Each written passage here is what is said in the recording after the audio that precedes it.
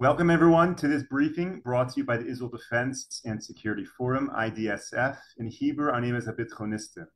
IDSF is the leading Israeli organization advocating for strong national security-oriented policies to guide the state of Israel.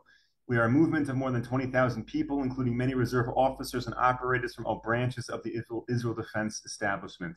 Thank you, of course, to all of our viewers and supporters for tuning into this briefing, as well as our previous briefings. It is so important to us to be able to bring you this behind-the-scenes news and analysis on this war here in Israel.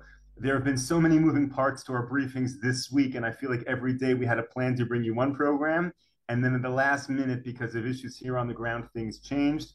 So I know we put out that we'd be joined by an ambassador today, but the situation has changed, and we have the great privilege of being joined by Ariel Kahana, a correspondent for Israel Hayom. Thank you so much for joining me. Sure. Hello, Moshe. Hello, everyone. So I'm going to, as our briefing proceeds, I'm going to share Ariel's, I guess your Twitter handle, your X handle in the chat, because I follow what you write, and anyone who Thank really you. wants the inside scoop of what is happening in Israel, it's great to read what you write. If we could start Thank you. off discussing this issue of the aid going into Gaza in UNRWA, meaning on the one hand, Israel feels this need to solve the humanitarian crisis unfolding in Gaza. On the other hand, by bringing the aid to UNRWA, by bringing it to Hamas, it's feeding the enemy, so to speak. What can you fill in on this story and share with us? Again, hello, Moshe, and shalom, everyone. So yes, the UNRWA issue is a very tough one, a very difficult one. So Israel, of course, has decided from the beginning of the war that we will not let the people of Gaza to starve or to suffer. I mean, it's a war. They do have they pay the price. By the way, it's worth to remind that most of them still support actually Hamas. They voted for Hamas. They support the ideology, the murdered ideology of Hamas, and so on. But yet, you have their kids, you have the women, elderly, and so on. And so, of course, we don't want to punish the entire population over there. Yet, at the same time, the very significant problem is that UNRWA, which is a United Nations agency, which is supported to take care of the refugees in Gaza and in other places, I'll go into details in a minute. So this agency actually became I would say another hand of Hamas. Actually, UNRWA, which again is a United Nations agency, UNRWA is Hamas and Hamas is UNRWA. Hamas is controlling all the branches of UNRWA in the Gaza Strip. In hundreds of schools, of health places in Gaza, you could find terror. You could find. I mean, our soldiers found rockets, ammunition, guns, all of that again in United Nations area. UNRWA is supposed to take care of the education in Gaza. Not only they're not doing that, just this week I read a report saying that there are many analphabet students in Gaza, which means they don't know how to read. And that is because UNRWA is not doing what it should do regarding education as well. Instead of that, what they do educate for is for killing Jews. For example, if they wanna teach the kids in Gaza about the second law of Newton, and if you throw an apple, what happens to the apple? So instead of that, what they teach them is what happened if you throw maybe a grenade or so, or other kind of ammunition, and then what happens, or what happened if you throw a stone over the Zionists, the way they call us, what happened in such a scenario? That's how they teach, in this case, physics in the Gaza Strip. So UNRWA is actually part of Hamas. Now, UNRWA is the only power, I would say, in Gaza that these days is able to deliver all the supply, also humanitarian supply, humanitarian aid that many countries, including the United States, are sending to Gaza. And therefore, since Israel, as I said before, since Israel do not want the people of Gaza to starve, we have no other choice than using or giving this supply to UNRWA. That's the problem. That's the dilemma Israel has. So that's why just this week we had a senior officer from the army going to Washington and telling the administration that we want to replace UNRWA. I had to mention that many of the employees of UNRWA were involved in the 7 October massacre. At least we know about 12 employees of UNRWA who crossed the border on October 7. And according to the mobiles, we know they were in the kibbutzim and were in the other places, which the Gazans killed the Israelis. So there is no question that at least, and that's the minimum, the number, that at least 12 employees of UNRWA were part of the massacre. There was a Telegram group, a secret Telegram group of 3,000 teachers of UNRWA who celebrated the massacre. And according to the Shin Bet, there are probably 1,200 of teachers, 1,200 employees of UNRWA who are at the same time members of Hamas. So that is more than 10% of the employees of UNRWA are also members of Hamas. So all of this tells you how much Hamas and UNRWA, as I said before, are connected one to each other. But still, now I'm going back to the dilemma. You have no other agency, no other power in Gaza that you can give them the supply than UNRWA. There is no other international or aid agency in Gaza today, at least, that you can work with. So that's why, although Israel knows that UNRWA is part of Hamas, we have no other choice than delivering the supply to UNRWA. That's a very significant dilemma we have.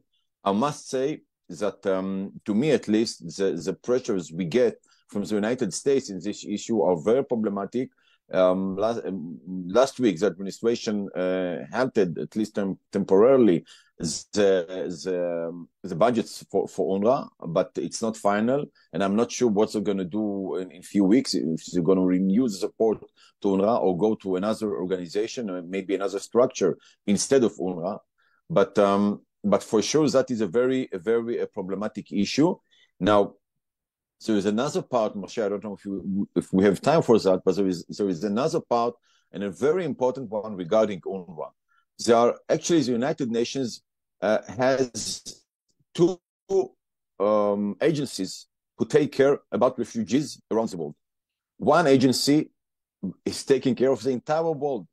There are more than 100 million refugees around the world, and there are about 20,000 employees of the United Nations refugees agency who take care about those 100 million refugees around the world. So it's 20,000 in the entire world, or over 100 million refugees. And then the second refugees agency is UNRWA. UNRWA is working in 4 countries or 4 places, and that is Gaza, Judea and Samaria, or the West Bank, the way you call it, Lebanon, and Jordan. According to their numbers, there are 5.6, if I'm not wrong, 5.6 million refugees who are part of UNRWA, who get the help from UNRWA, as I said, in 4 countries. And in this case, it's 30,000 employees of UNRWA. So it tells you, those numbers are telling you, it's 30,000 regarding 5 million, and here it's 20,000 regarding 100 million, and all around the world. So it tells you about the differences. It's a unique place. Again, there is no other refugees agency of the United Nations just related to us, to what they call the conflict here. And it tells you how much, I would say, attention the United Nations is putting just over here, not equally, not balanced with any other conflict around the world. Now, there is another very major difference between the United Nations regular agency of refugees and UNRWA. The United Nations Agency for Refugees, their mission is that no more than 2 generations, and usually much less after a few years, the refugees should be reestablished wherever they are. So if you were, I don't know, in the Second World War, refugees from Germany, and you find yourself in France or, I don't know, in Canada, so the United Nations will take care of you to renew your life in Canada. When it comes to the refugees, or regarding the conflict here, okay, the Palestinian refugees, there is no renewing of life. Their refugees position another, and that's the reason you have now it's the 5th generation of refugees since 1949. It's fathers, or at least grandmothers, and so on. So it tells you how much all this structure is ridiculous, because they do not take care of the refugees. What they do, they take care for is to incite against Israel, and those are major problems we have. Actually, UNRWA is not a tool to solve the conflict. It's a tool to promise the conflict will go on for decades and for generations to come, unless this issue of UNRWA will be solved. So because of those 2 major problems, maybe 3, which one is cooperating with terror, second, educating for terror, and 3, taking the problem from one generation to another, now there is kind of beginning of understanding, I would say, in some parts of the international community, in America and in other places, that UNRWA is not a solution, it's part of the problem. I don't know where it will go to. I hope very much that Israel and the United States and maybe other countries will do what has to be done in the coming weeks and replace UNRWA. Again, UNRWA has to be replaced with an agency that will take real care of the problem and will try to solve the problem, and not to guarantee the problem will go on for many years to come. We have a few weeks to fix it. Actually, I hope it will happen in the coming days, and a lot of that is depending on the United States. Again, I hope it will happen in the coming weeks, and it is possible. Maybe last point about that, it's possible because UNRWA used to be working in Syria, and during the civilian war in Syria in the last decade, the previous decade, it was replaced with other organizations. So it tells you it's possible to replace UNRWA. You just have to want or decide you're doing it. So that's my, I would say, general statement about UNRWA. So when we talk about humanitarian aid from Israel going into Gaza and reasons that there's a large group of Israelis trying to block that aid, so your focus is on UNRWA. You're saying that Israel gives the aid to UNRWA, and UNRWA is an agent of Hamas, so we're in effect supplying the enemy. But let me ask you just a moral question. Let's say there was an alternative to UNRWA. Does Israel have a moral obligation to supply the civilian population of Gaza during wartime? Israel's at war with Hamas. Does Israel have a moral obligation to supply the civilians within Gaza aid? Meaning, if we got rid of the UNRWA problem, would that still be a requirement? No question that Israel is trying to handle the war in the most moral way we can. It's a war. It's tough. It's very hard. Of course, everyone saw pictures of those people who lost their houses, and I'm feel sorry for that. But at the same time, Moshe, it's very important to emphasize between Hamas and the civilians. But the truth is, can you hear me well, Moshe? Okay. So, but the truth is, there is no such separation. It doesn't mean that every person in Gaza should be punished, not at all. But we do have to face the problem the way it is. Hamas was elected in a democratic way by the people of Gaza in 2006.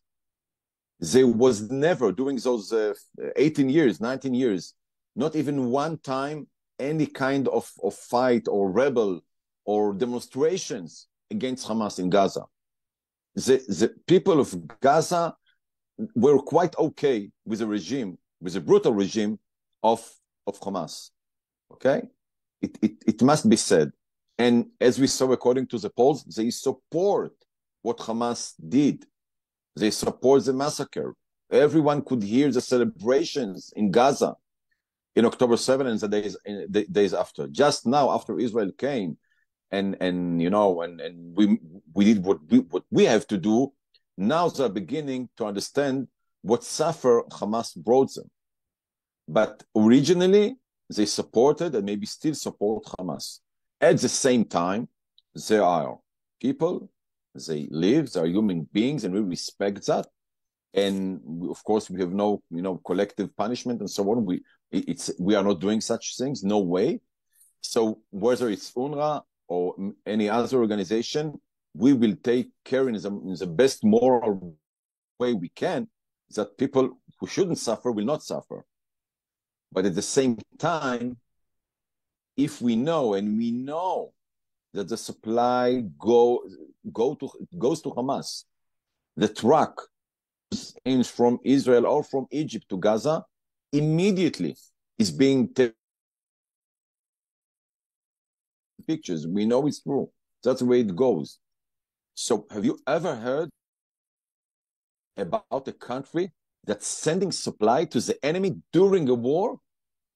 I think it's immoral to behave this way. And so again, we have a conflict. We don't want people who are not clearly terrorists, we don't want them to suffer. But at the same time, it doesn't make sense. We will help our enemy. So that's a very serious dilemma. Everybody here are talking about it. And again, I hope in the coming weeks we could find a solution. Okay, let's talk a little bit about the current deal being proposed with Hamas. Are you able to kind of update us on the details of the deal, what's been rejected, what's on the table, and then more importantly, contrast this deal with that first deal that happened? So it seems to me there's going to be a deal, maybe not next week, but there's one after. There are talks taking place today in Cairo once again. Actually, these days we are waiting to hear what will how will Hamas reply to the, let's call it, general principles that were decided in the beginning of the week in a meeting that took place in Paris between the head of the Mossad, the head of the CIA, and the senior officials from Egypt and Qatar. So now the ball is in Hamas' hands, and by the way, the Islamic Jihad as well. Now, contrary to the previous deal, which was hard as well for us, this time it's going to be much, much harder. First of all, what is sure at the moment, I can tell you, we are talking about pause of the war, 1 day pause of the war for every hostages. That means there are now, we know about 136 hostages that Hamas still holds. So let's say they will just give us 30. It means 1 month that Israel will stop the war. That's a very problematic move by us. I'm not sure Israel will prove it, but you ask me what is that's on the table. It has to be said, that's on the table. But the higher price, Moshe, is going to be the terrorists that we will have to send free from jail.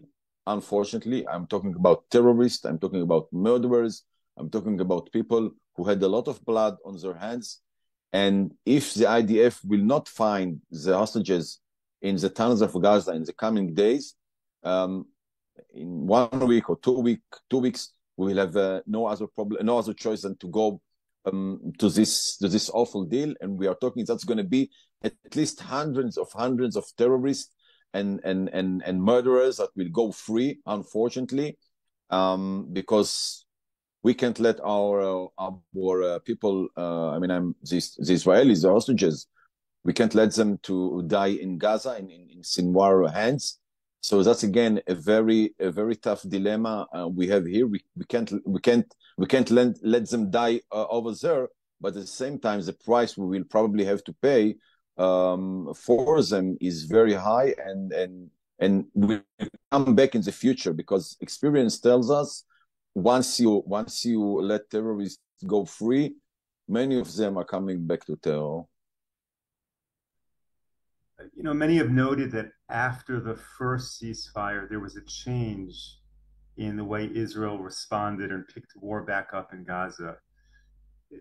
Is that a big concern now for a second ceasefire? With whatever deal is made, will things just kind of fizzle out in terms of the IDF's operations in Gaza? So it's not accurate in a way. The army, the IDF had its plans about how the war will go since I would say not day one, but day seven, let's say. So about a week after the war began, there were those plans, and it was approved in the cabinet, and the army is moving forward according to the plans. The problem, or another problem, I would say, with the coming deal, or the coming deal is the intentions of the other players behind the scenes, or maybe even not so much behind.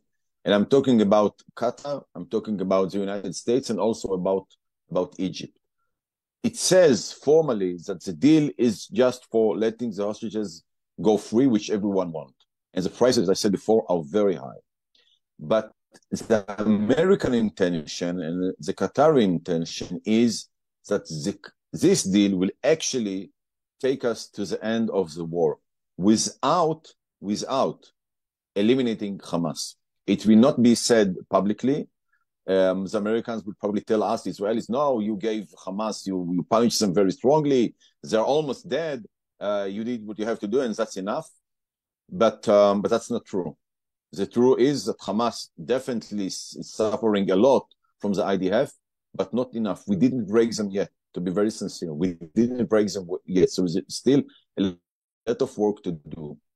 But the administration, on one hand, wants us to fight, helps us a lot of military supply day after day.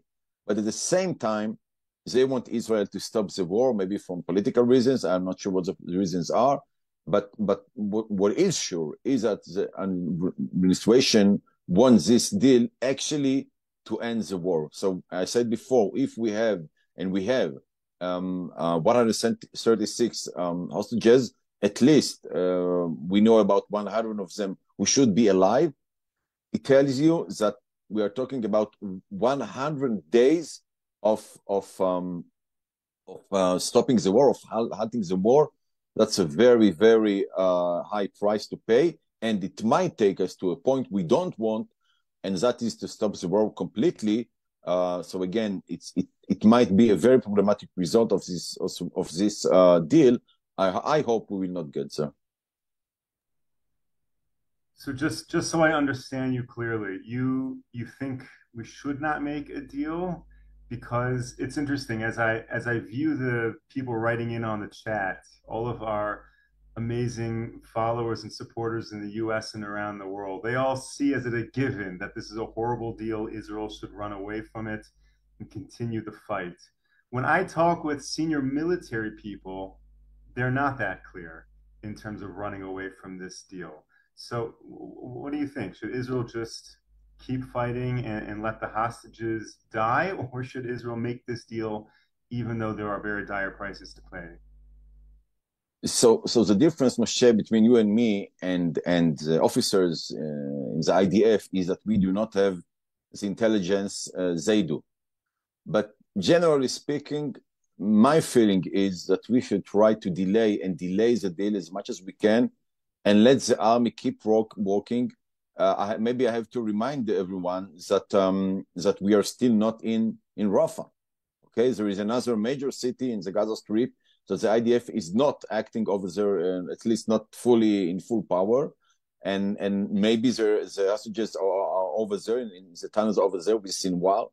So I mean, if again, according to what I know now, I would say let's wait another month, do what you have to do or what you can do in Rafah and try to bring them from there, because the deal is very, very problematic, as we discussed before. But at the same time, you have more than 100 people who are over there. It's our citizens, it's our people, it's our brothers and sisters, and we have to bring them back. It's a horrifying dilemma, I would say, but in one way or another, it has to be solved. All right, I really appreciate your time and all of your insights. We're almost out of time. I want to ask one question which we can't figure out in the next 2 minutes, so it'll be a cliffhanger. But there, have been letters being circulated from the government that Israelis should prepare for an escalation in the north and prepare for life for a certain amount of time without power and make certain plans accordingly. All of these negotiations and discussions in Gaza and a ceasefire, do you think that empowers Hezbollah in the north and increases the chances of war, or puts them on hold to see what will happen in Gaza? The deal, if it will take place, the deal is actually another tool by the administration to avoid a war in the north. That's another reason why they push for it so strongly. So again, I don't know to tell you how it will end, and we do prepare ourselves for war with Hezbollah, which probably will be much tougher even than the current one. But the deal might actually avoid, as I said, avoid a war in the north. That's at least what the administration wants to do, and let's see where it will go to. Thank you so much for joining Thank you, me. Moshe. Thank you, everyone. All of this with our viewers. Thank you to all of our viewers and supporters. I did add in the chat the Twitter handle, which is Arik, ARIK 3000, correct? Correct. So everyone is, of course, welcome to follow Thank you. You write in Hebrew and also in English, I think, on Twitter. I mostly in Hebrew. Mostly Hebrew. Yeah. But if you want to go, by the way, I do have a Telegram channel in English if you want to go into it, and also to Israel Hayom in English. My articles are being published over there, israelhayom.com. Wonderful. Thank you so much. Thank you to all of our viewers. We'll be back with you 10 a.m. Eastern Time on Monday. Until then, stay safe, stay strong. Take care, everyone. Thank you.